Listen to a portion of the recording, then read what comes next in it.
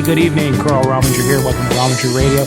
717-916-5189. Again, 717-916-5189. Looking for the first caller. So first on the air wins a prize. I'll tell you all about it after you call.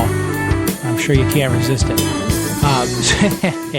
Yeah, can't beat it. Just trust me on this. You're going to love it. Love it, love it, love it. 717-916-5189. Again, first caller on the air wins some kind of prize. And it's not a one-way Charlie, the official sponsor of the show, of course. 717-916-5189. I want to talk a little bit about a trial that's begun. It's calling the shooting of Rashina McBride trial. Some fella in Detroit. Here's some knocking on his door late at night.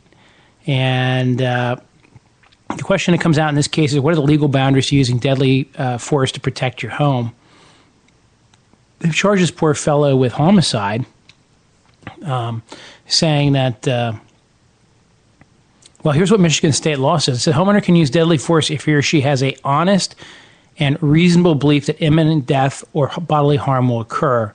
It's basically the Castle Doctrine. But when we say reasonable, it's under the circumstances as they perceive it at the moment. This guy lived in a bad section of Detroit, as I understand it. This woman's car broke down, and she's banging on his door, apparently drunk is the allegation. And he went out and shot her. The prosecutors are saying Michigan law pertaining to deadly force did not apply to him because he shot through a screen door that was locked even when police arrived. That's right, a locked screen door. Because bad guys can't come through locked screen doors. That's it. Case closed. Pretty simple. I completely disagree with the prosecution of this fellow. Of course, I completely disagree with his use of force under the circumstances as well. But then again, I don't know how he perceived it at the moment. This is a good lesson in self-defense, actually. Reminds us what you're supposed to do when you did shoot somebody in self-defense, which is don't be doing too much explaining until you've talked with your attorney. At least that's how I'm going to handle it, if that comes up for me. Well, take a look at the article I posted on Facebook if you're not familiar with this yet. But it'd be an interesting case. It may or may not result in a conviction, and even if it results in a conviction, it may likely result in an appeal. But it is a good lesson, which is don't use deadly force unless absolutely necessary. And if you have an option not to use deadly force, but you could, even if it was legal under the circumstances, perhaps maybe it's best not to use it because you will always be second-guessed by a prosecutor, second-guessed by a jury, and second-guessed by a judge who are all sitting on their tushies smiling, not with you in the middle of the night when this terrible situation's going on, using their hindsight to judge your actions. So I don't think it's a position I would want to be in. And so if you could avoid using force, I would always recommend it. Just a thought, anyhow. 717-916-5189 if you want to get in the conversation. If you have any thoughts on gun rights, have any thoughts on the Castle Doctrine, we'll be happy to talk about those as well. What else is going on around the world? Well, same old, right? The Russians shot down the aeroplane from Malaysia through their proxies, and then they don't want to talk about it. Another notable thing out there, and going back to our death penalty conversations that we've had, Arizona says a murderer who was sentenced to death has died nearly 2 hours after his execution started. They tried to file an appeal while he was gasping and snorting for about an hour. It took 1 hour and 57 minutes. So once again, another botched execution. Part of the problem is, I guess they're out of practice. You got to get the guys from Texas up there. Whether you're Arizona or Utah or anywhere else, bring the executioners in from Texas. Those are the only guys who are up to date and practiced right now. I mean, they really know what they're doing. In fact, that's the only state where you're meaningfully going to get the death penalty. In fact, I believe the California death penalty was just declared unconstitutional from the standpoint that it's cruel and unusual because it hangs over your head for so long.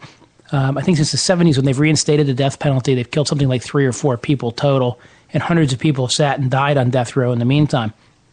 Now, a lot of people don't have a lot of sympathy for the guys and gals on death row, but you have to understand that there is this theory of due process of law, and there's a right to have the speedy execution of your sentence, and perversely as it may sound, since the courts seem unable and the government seems unable to carry out the death penalty in an efficient manner, that alone may make it unconstitutional.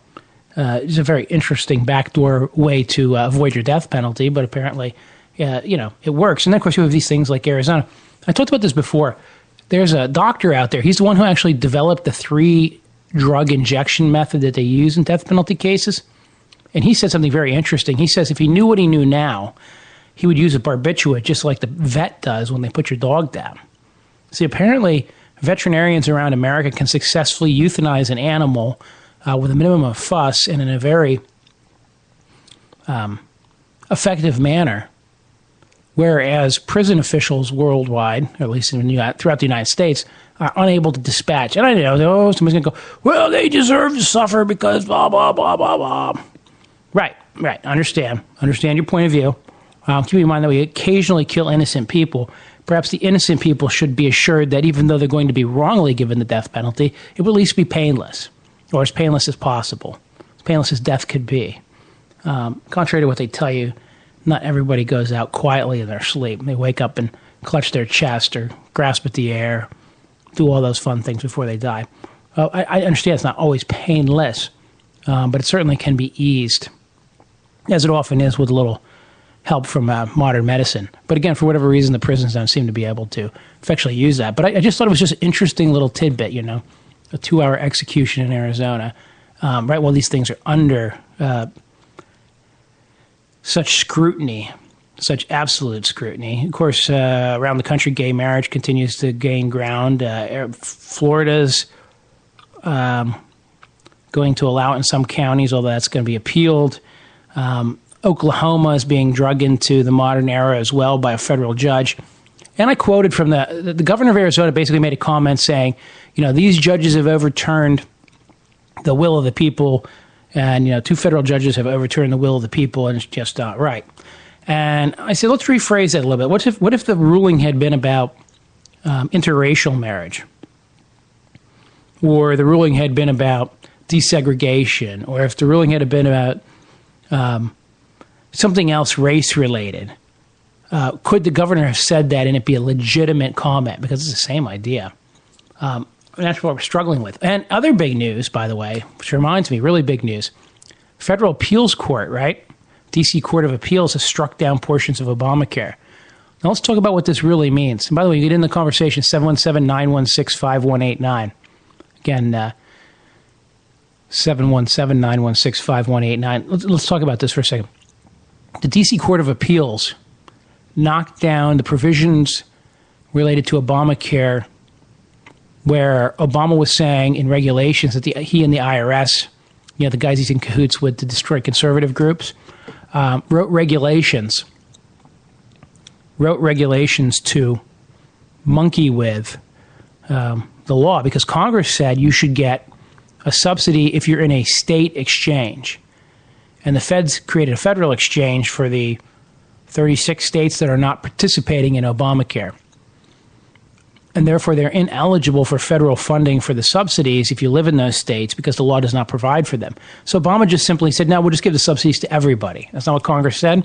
That's not what the law says. And the federal court said, it's going to be a big problem. And it is a problem, but we're not going to do it. But here's what the real issue is.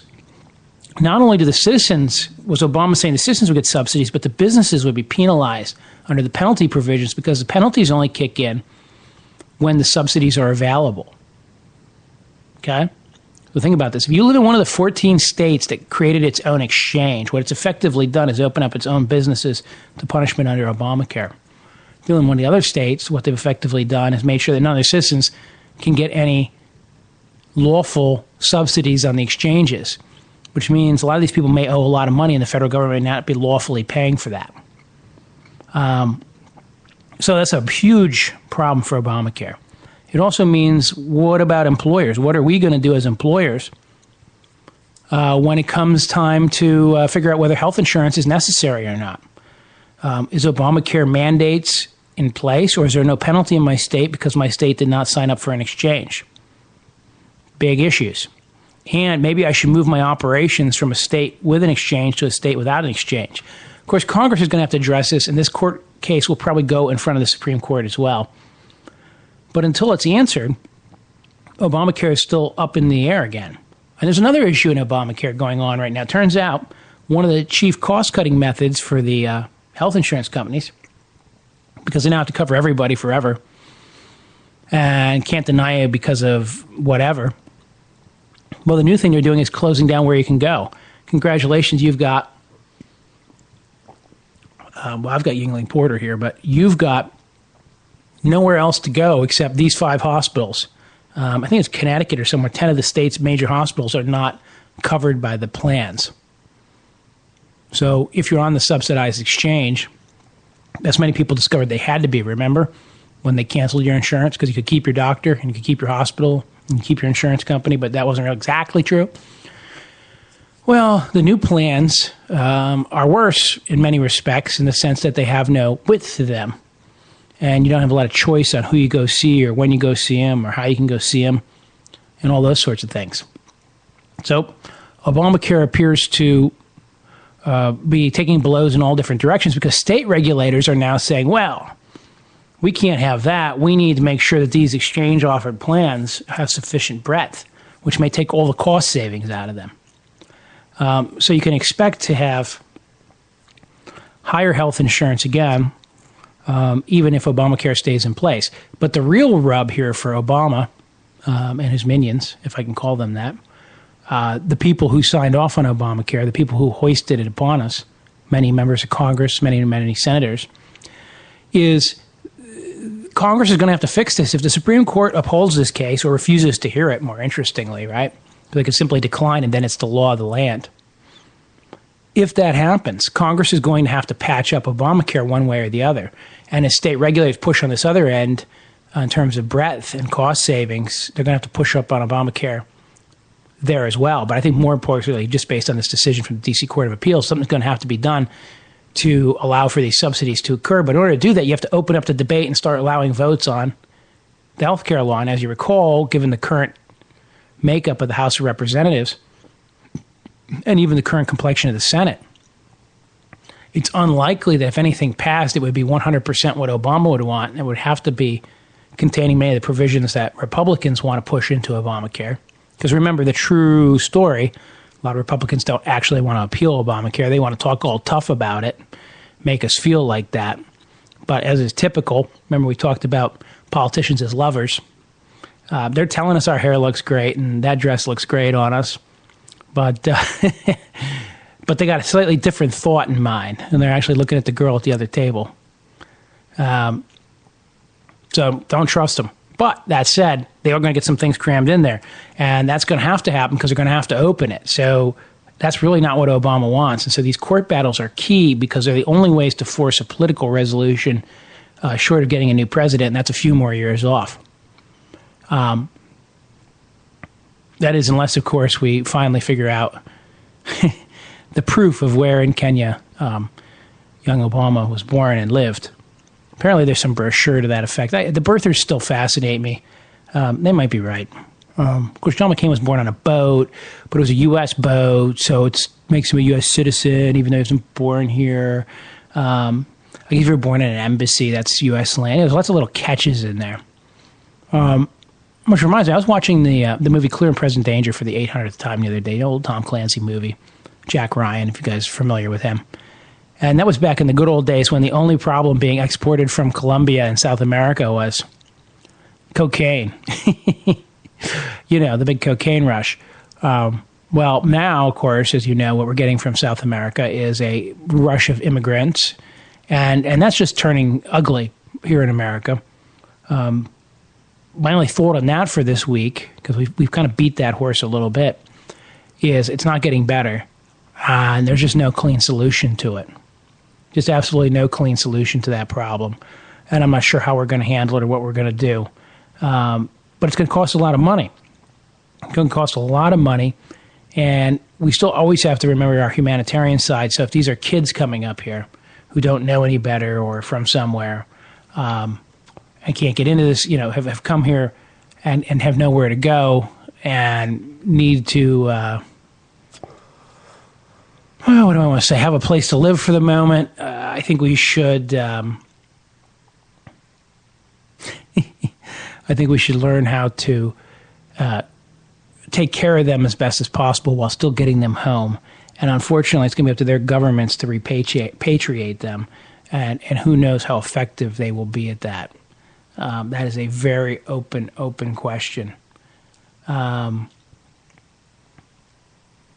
Listen, I don't have the answers for that one. I really don't. I just don't know how we're going to play it out. Now, of course, I heard my buddy Ken Matthews on the WHP 580. Oh, they're going because I'm talking about it, and they don't like us talking about it. And, there's these rallies where people are trying to keep the kids and the unaccompanied minors and the illegal immigrants out of their town.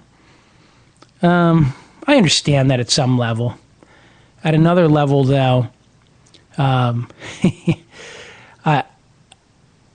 can't imagine that if there was a huge crisis here in America of some sort, I don't know, a new ice age brought on global warming.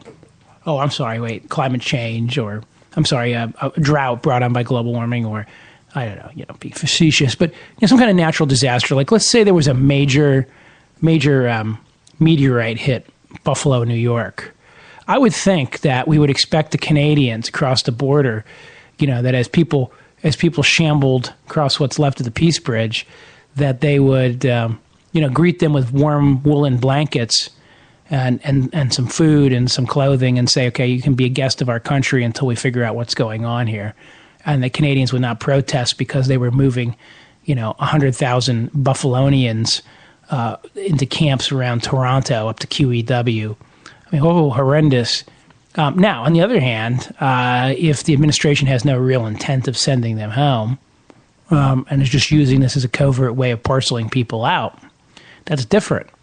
But the proof's in the pudding, and so it's not the blame of those people who came here, particularly the kids who've been told that they can come here and stay here. And so that's my editorial on that. I have pretty strong feelings on being harsh to children who are simply trying to improve their life or to escape war-torn violence. Now, on the other hand, of course, you have what's going on in Palestine, right, where Hamas is intentionally using hundreds of civilians as a shield and allowing those civilian lives to be taken. Allowing those civilian lives to be taken as a means to an end. Very, very cold-hearted, very, very effective, though. Won't be long until we'll be hearing about the evil Israelis bombing and hurting children, all the terrible things that those Jews are up to in the Middle East. That's how they're going to play it. Once again, it'll be used against them. It's also, I think Israel, though, realizes this. So they say, when we're in, as long as we're down and dirty, we're going to be effective and not just call it quits at the drop of a hat. But I think that's an interesting area of the world, too. And again, that goes back to my whole theme, which is World War III. And I actually could tie that in, It reminds me of the Renisha McBride trial. It goes back to the right of self-preservation, the right of self-defense. How far can an individual or a state go to protect itself or its people? Where do you draw the line? I think preservation or self-preservation is an absolute right. Some people would even say is a God-given right. So if self-preservation is the issue, what is the license? How far can you go? Watch Iran, watch nukes. Be curious to see how this plays out. We talked about that again, too. So anyhow, I'm rambling around the world. And why am I rambling around the world? Because I think all these things are actually connected to one another in some level. They're not all completely separate. What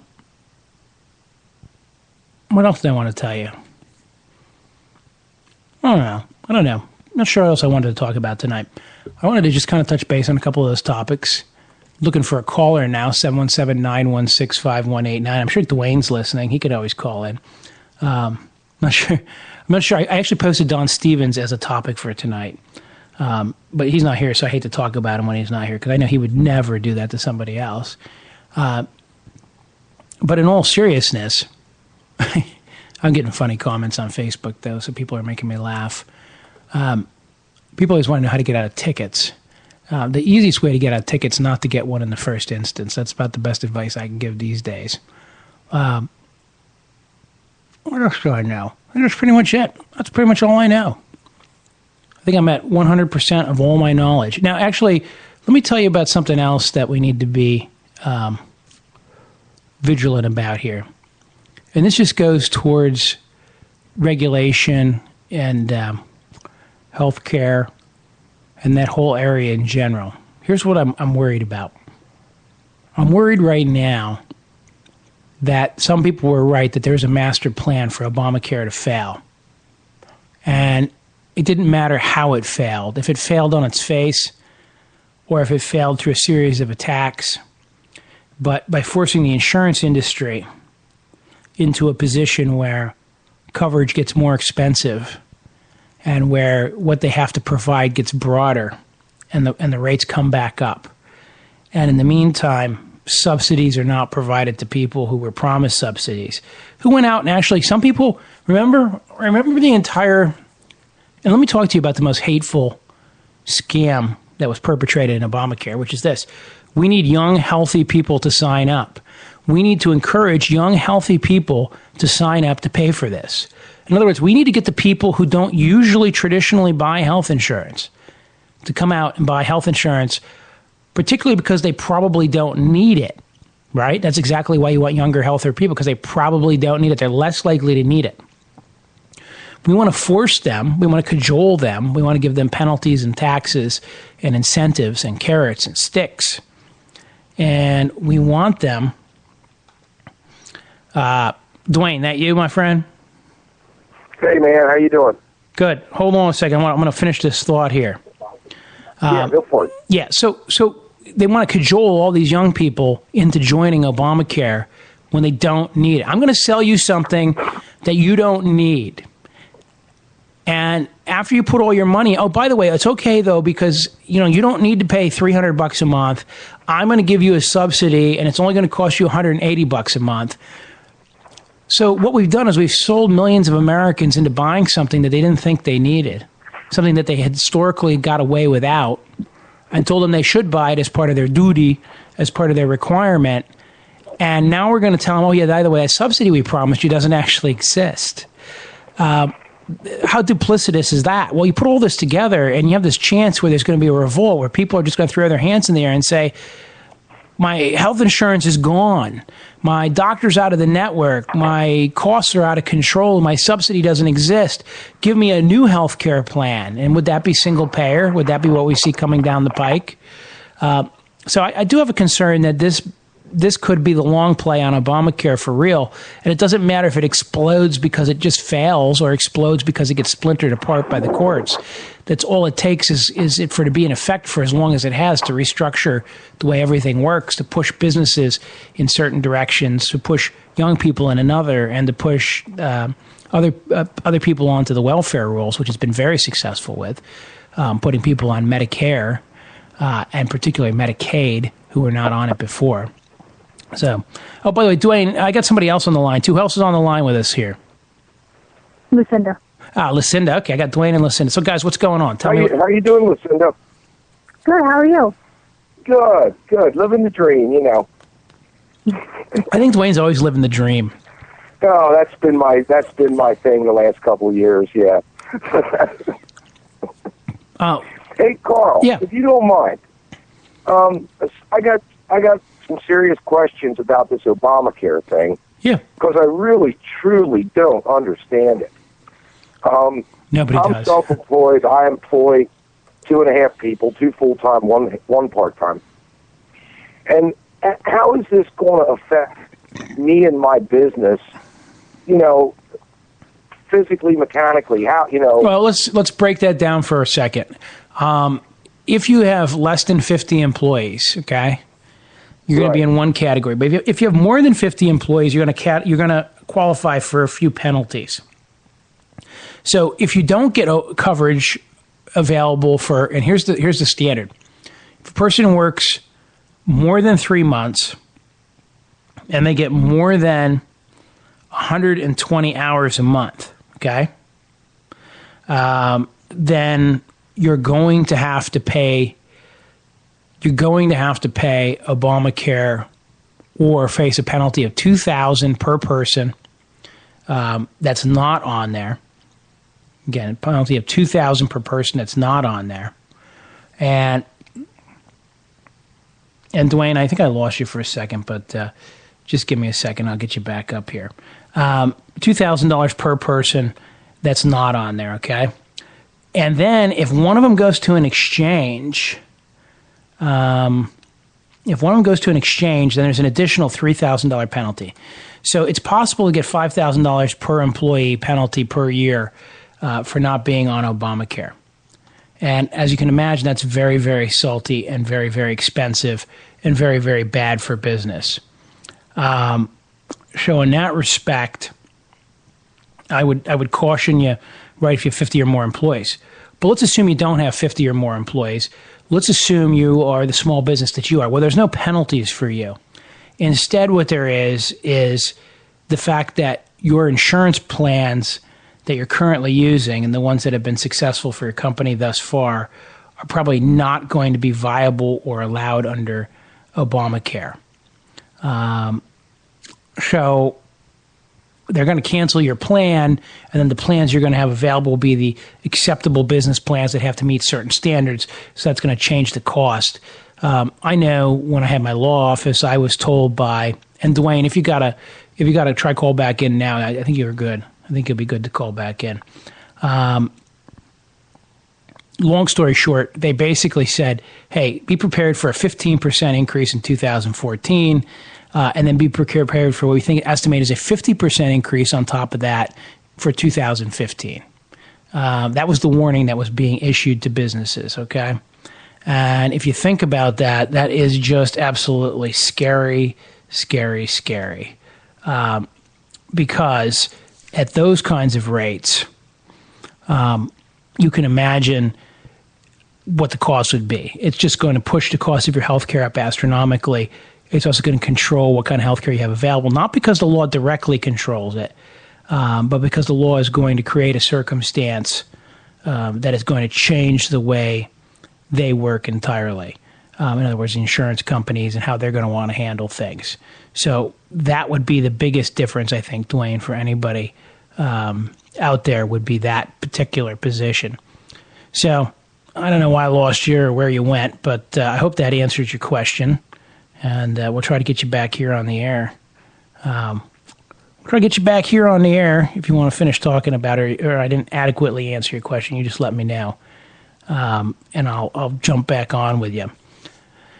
But yeah, so that's my strong feeling about Obamacare is that it's not going to get better anytime soon. And in fact, this whole thing may be hoisted upon us to try to create a scenario. Hello. Hey, Dwayne. Hello, Carl. Yeah. Yeah, I don't know what happened. I don't know. We got you, though. Yeah, I tried to call back right away, and I got your recording again. Yeah, so I've got the one signal figured out, I think. I think we're pretty steady now on the Spreaker feed. The Skype is still coming across the Comcast, and that might be the problem. So we're going to work on that.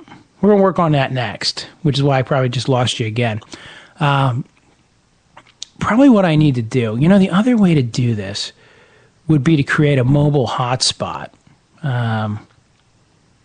Create a mobile hotspot out of the phone and see if that doesn't solve the problem. Of course, I got a lot of data going across my phone, and I'm going to pay for that. I'm going to pay to talk to you guys, really. I don't really want to pay to talk to you guys. Yeah, so, and see, Dwayne, what happens is it stops coming up. So, like right now, I can see you're calling, okay? And I can see you're calling because and nobody really cares about these technical details, but I'm just going to tell you guys about them anyhow. So nobody can really see it, right? And I can see your call, but I can't see it coming in on the laptop for some reason. But then if I quit Skype and I start it back up again, for some reason that seems to fix the problem. So I don't know if it's a compatibility issue or what happens, but once it loses the signal, it's very temperamental about tuning it back in. And I'm not exactly sure how that happens. And then, of course, you get the nice British lady, which I can't quite understand why she's British, but I guess that's a good voice for receptionist. I just took a class. I got an online class the other day from a British lady. And, of course, the voice of always beautiful. I love those British accents. And then you wonder, wonder what she looks like. So, anyhow, hey, you're on the air. Yeah, Carl. Hey. I'm back. You're back. All right. I'm on my landline. I don't know if that's going to make a difference. I don't know. Maybe, it could have been internet connectivity on any end then. It's hard to say. Right. Okay, so did you hear my spiel, basically, that if you're under 50 people, the biggest change that Obamacare creates is it forces the insurance companies to rejigger the way they provide insurance, which means all small business rates are going to go up astronomically. Okay. So while Obama will tell you with a straight face that he's not doing anything to your plan, okay? Which, remember, he said that before. The insurance company is going to explain to you that because of the ACA, which is the fancy name for Obamacare, Affordable Care Act, that's the Affordable Care Act. Yeah, that's why this happened. Now, understanding the health law itself is almost impossible. The thing reads like a tome, and then you add 1 million pages of regulation to it, and then that's just all the regulatory stuff. But regulation then warps business practice, and so what we don't know is how all the experience is going to shape it as time goes on. So let me give you an example. I know of a guy who's an employer who employs more than 50 people, and he's trying to figure out what kind of health benefits do I have to offer next year. Well, as of 3 days ago, it was one package, right? As of yesterday, with the ACA being partially struck down, depending on what state his employee is in, it's going to change the effect. Now, if you think about any company that has employees in more than one state, they're either in an exchange state or they're not, or maybe they're in 3 exchange states and non-3 exchange states. What is Pennsylvania? We are not an exchange state. But let me give you an example. Here's your other problem. Health insurance companies do not like to let you select a la carte either. So if you have, let's say, 200 employees across 4 states, they're going to make you, we lost Dwayne again, but they're going to make you use whatever plan they want you to for all your employees. And so it's probably going to have to be compliant with the most restrictive of the states. In other words, it's possible to get plans that allow for some variation based on location where the employee works, or some other variations, but that's not favored from the insurance company standpoint, because what they want is an equal number of people in an equal risk pool. In other words, they don't want to parcel your people around, because let me give you an example. Let's say the health insurance is better one place than the other. You might shuffle some employees around based on that, or you might move all the sick guys to Illinois and keep all the healthy guys in Pennsylvania.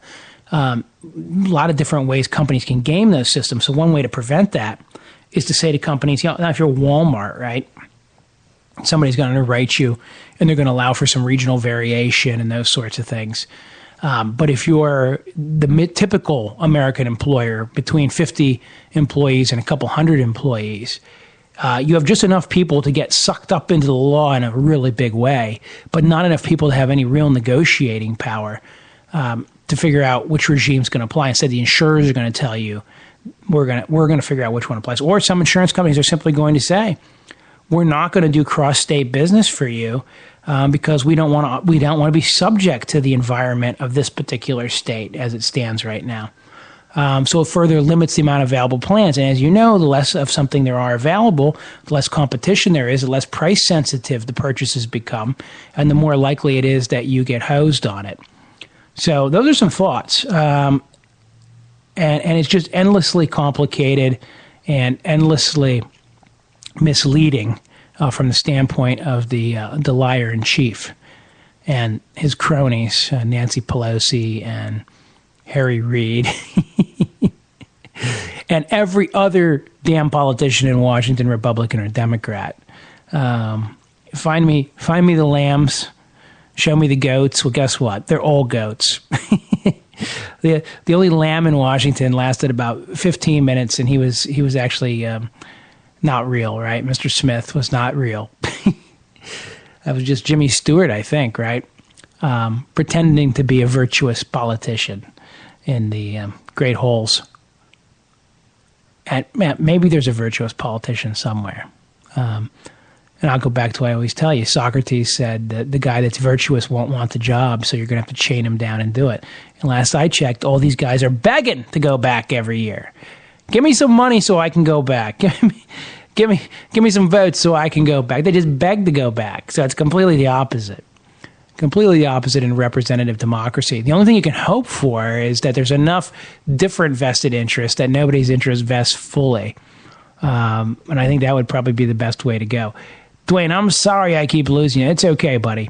In fact, don't even worry about it, because I'm going to cut the show short here in a few minutes, as is my prerogative, because my new times are Sunday at 8 p.m. and Wednesday at 8 p.m. Those are our summer hours. So there's no real set length to this thing. If you want to get in and call, you got to get in when I first start. But when, what do I want to say? But when it's later in the day like this, or I don't feel like going any further, I'm just going to quit. Makes for a nice short podcast. And we'll touch on, let's get ready for Sunday, though. Let's plan on Sunday getting a little more down and dirty. I wouldn't mind finding somebody who could explain the ACA to us. So if somebody knows of somebody out there, if you have a friend or relative who's a health insurance person or an expert in health insurance, I would love to have them on to try to straighten us out. I think that would be a great idea. And in the meantime, we're going to figure out how to make this Skype a little more effective. And once I figure that out, we're going to be banging. Seriously, I don't see why that'll be a problem. So, anyhow, long story short, I thank you guys for listening to all my prattle this evening. I thank you guys for your calls, Dwayne especially, Lucinda as well, although we didn't get to talk very much, Lucinda. And, of course, we've avoided Don Stevens successfully, so that's another reason to wrap up the show as soon as possible. So anyhow, have a great night. God bless, and I will see you guys Sunday at 8 p.m. And, I know what I can do, right? I can play that spiffy out music. And here comes the out music, right? So, and thank you very much to our out music composer. And I will, again, have to thank him greatly for this. Be back Sunday, 8 p.m. You've been listening to RomingerRadio. Have a great evening.